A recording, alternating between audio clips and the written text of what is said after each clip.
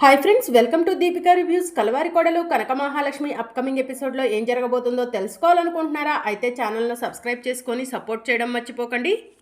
అమ్మ లక్ష్మి, నువ్వు ఏ తప్పు చేయలేదని మాకు తెలుసమ్మా. అందుకే మేము కోర్టుకు వచ్చాము. న్యాయస్థానంలో న్యాయం జరుగుతుందని మనం నమ్ముతున్నాము.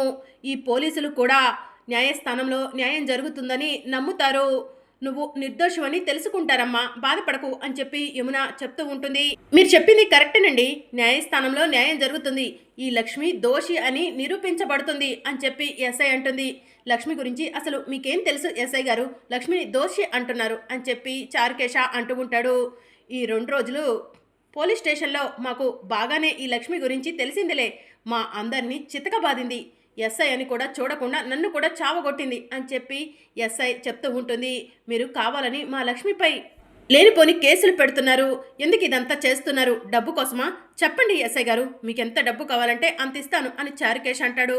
మాటలు జాగ్రత్తగా రా, నువ్వు నా గురించి బయట ఎంక్వైరీ చేసుకో. లంచానికి ఎదురు చూసే మనిషిని కాదని చెప్తారు అని చెప్పి ఎస్ఐ చెప్తూ ఉంటుంది. అయినా మీతో నాకెందుకులే, ఆల్రెడీ జడ్జి గారు కోర్టులోకి వచ్చారు, పదండి వెళ్దాం అని చెప్పి ఎస్ఐ కానిస్టేబుల్తో అంటూ ఉంటుంది. అమ్మ లక్ష్మి, పద వెళ్దాం అని చెప్పి కానిస్టేబుల్ లక్ష్మిని తీసుకొని కోర్టులోకి వెళ్తూ ఉంటారు. విహారి ఏంటి ఇంకా రాలేదు అని యమున అంటూ ఉంటే, విహారి వస్తాడు లెక్క, పద మనం కోర్టులోకి వెళ్దాం అని చెప్పి చారుకేశ అంటూ ఉంటాడు.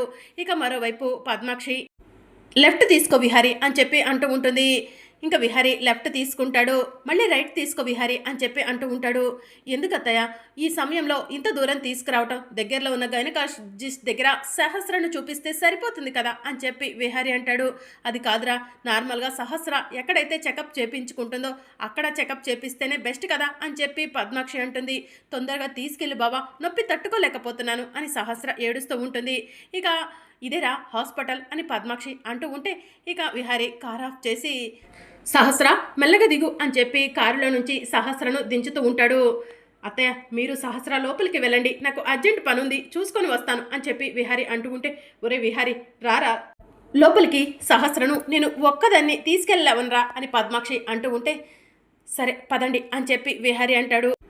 ఏంటి బావా, నాకన్నా నా కడుపులో ఉన్న బిడ్డ కన్నా నీకు నీ పనే ముఖ్యమా అని సహస్ర అంటూ ఉంటే, సహస్ర ఎందుకే ఇప్పుడు వాడిని ఇబ్బంది పెడుతున్నావు? వాడు మనతో పాటు లోపలికి వస్తున్నాడు కదా అని పద్మాక్షి అంటుంది. అది కాదమ్మా, బావ నాపై కేర్ చూపించకపోతే నాకు చాలా బాధగా ఉంది అని సహస్ర చెప్తూ ఉంటుంది. సహస్ర, కాసేపు నోరు మూసుకోవే అని పద్మాక్షి అంటూ ఉంటే, అబ్బా నొప్పి, అమ్మా నొప్పి అని చెప్పి సహస్ర గట్టిగా అరుస్తూ ఉంటుంది. ఇంకా డాక్టర్ డాక్టర్ అని పద్మాక్షి అరుస్తూ ఉంటే, పద్మాక్షి గారు ఏమైంది అని డాక్టర్ అడుగుతూ ఉంటుంది. సహస్ర కింద పడిపోయింది డాక్టర్, కడుపులో నొప్పిగా ఉందంటుంది, తొందరగా టెస్ట్ చేయండి డాక్టర్, సహస్రకు కానీ కడుపులో బిడ్డకు కానీ ఏమీ కాకూడదు అని చెప్పి పద్మాక్షి చెప్తూ ఉంటే, సరే పద్మాక్షి గారు, ముందు సహస్రను లోపలికి తీసుకురండి అని చెప్పి డాక్టర్ చెప్తూ ఉంటుంది. విహరి, నువ్వు ఇక్కడే ఉండరా, సహస్రకు డాక్టర్ టెస్ట్ చేస్తుంటే నేను సహస్రకు తోడుగా ధైర్యంగా ఉంటాను అని చెప్పి పద్మాక్షి చెప్తూ ఉంటే, సరే అత్తయ్య అని చెప్పి విహరి అంటాడు. ఇంకా సహస్రను తీసుకొని పద్మాక్షి లోపలికి వెళ్ళగానే సహస్ర లేచి కూర్చుంటుంది. సహస్ర, ఏంటి ఇప్పటి వరకు నొప్పి నొప్పి అన్నావు? డాక్టర్ని హాస్పిటల్ని చూడగానే నొప్పి తగ్గిపోయిందా ఏంటి అని చెప్పి డాక్టర్ అడుగుతూ ఉంటుంది. నొప్పి లేదు, ఏమి లేదు, మా బావ ఒక ఇంపార్టెంట్ పని మీద బయటికి వెళ్ళాలనుకున్నాడు, మా బావను ఆపటం కోసమే ఇదంతా చేశాను అని చెప్పి సహస్ర అంటుంది. ఓ అవునా అని చెప్పి డాక్టర్ అంటుంది. డాక్టర్, నేను చెప్పిన పని ఏం చేశారు అని పద్మాక్షి అడుగుతూ ఉంటుంది. ఏ పని పద్మాక్షి గారు అని డాక్టర్ అడుగుతూ ఉంటే, అదే 6 నెలల్లో నాకు ఒక బిడ్డ కావాలని చెప్పాను కదా, ఆ బిడ్డ గురించి అని డాక్టర్ని పద్మాక్షి అడుగుతూ ఉంటే, ఆల్రెడీ బిడ్డ గురించి ఎంక్వైరీ చేస్తూనే ఉన్నాను పద్మాక్షి గారు, మీరు కోరుకున్నట్టుగా 6 నెలల్లో బిడ్డను తీసుకొచ్చి మీ చేతుల్లో పెట్టే బాధ్యత నాది అని చెప్పి డాక్టర్ చెప్తూ ఉంటుంది. ఇక మరోవైపు లక్ష్మిని కోర్టులోకి తీసుకెళ్లి బోన్లో నుంచోబెడతారు.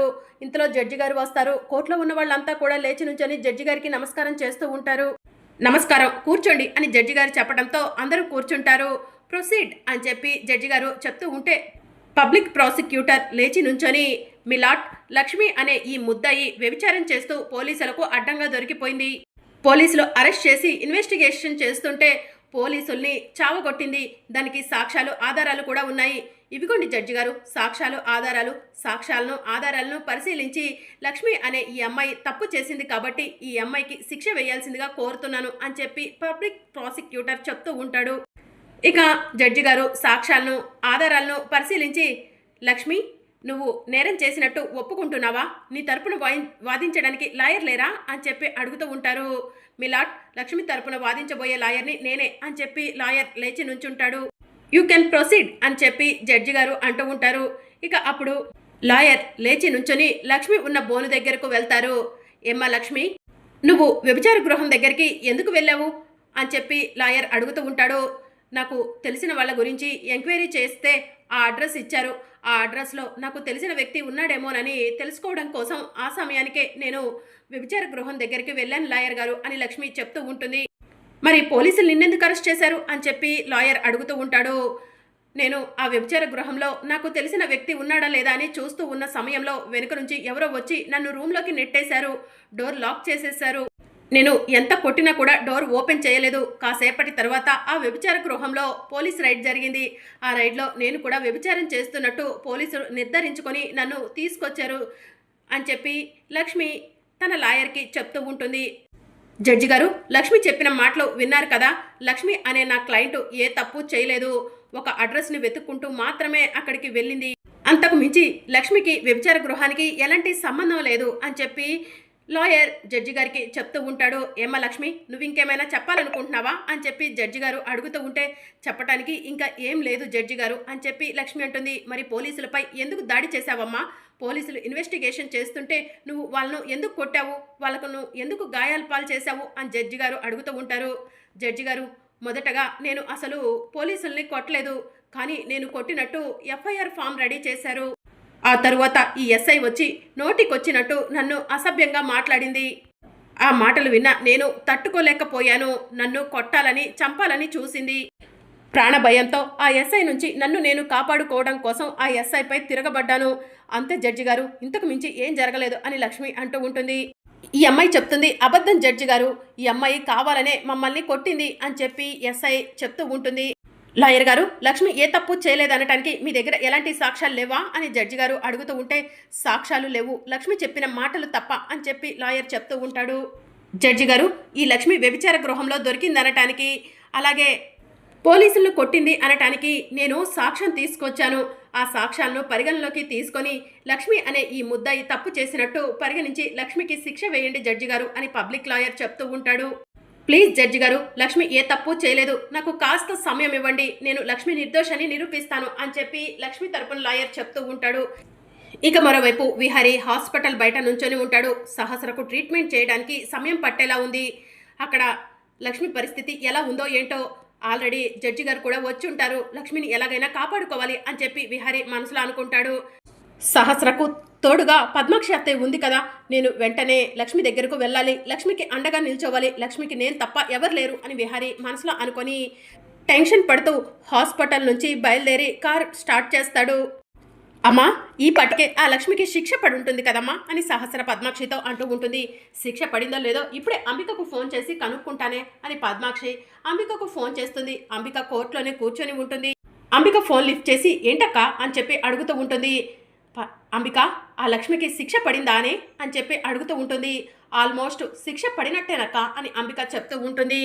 నువ్వు చెప్పినట్టుగానే విహారిని ఇక్కడే లాక్ చేసేశాను అని పద్మాక్షి చెప్తూ ఉంటే, అందుకే అక్క ఇక్కడ ఆ లక్ష్మికి శిక్ష పడుతుంది అని చెప్పి అంబిక అంటుంది. సరే అంబిక, ఆ లక్ష్మికి శిక్ష ఖరారు చేయగానే నాకు ఫోన్ చేసి చెప్పు అని చెప్పి పద్మాక్షి చెప్తూ ఉంటుంది. సరే అక్క అని చెప్పి అంబిక ఫోన్ కట్ చేస్తుంది. ఓసే లక్ష్మి, నీకు ఆ విహారీ అండగా ఉన్నాడని, తోడుగా ఉన్నాడని ఇన్ని రోజులు నాతో ఆడుకున్నావు కదవే, ఇక నీకు జైలు జీవితం చెప్పకూడు తప్పదే అని చెప్పి అంబిక మనసులో అనుకుంటూ ఉంటుంది. లేకపోతే నాతోనే పెట్టుకుంటావా? అంబికంటే ఏంటో నీకు నిరూపించి చూపిస్తుందే అని చెప్పి అంబిక మనసులో అనుకుంటూ ఉంటుంది. ఇక మరోవైపు విహారీ టెన్షన్ పడుతూ కార్ డ్రైవ్ చేస్తూ ఉంటాడు. ఇక అప్పుడే విహారీ ఫోన్ రింగ్ అవుతూ ఉంటుంది. విహారీ ఫోన్ లిఫ్ట్ చేసి హలో అని చెప్పి అంటూ ఉంటే, ఏంట్రా నీ మొదటి భార్యకు అక్కడ శిక్ష పడుతుంటే నువ్వు అంత స్పీడ్గా కార్ డ్రైవ్ చేస్తున్నావు అని చెప్పి అడుగుతూ ఉంటాడు.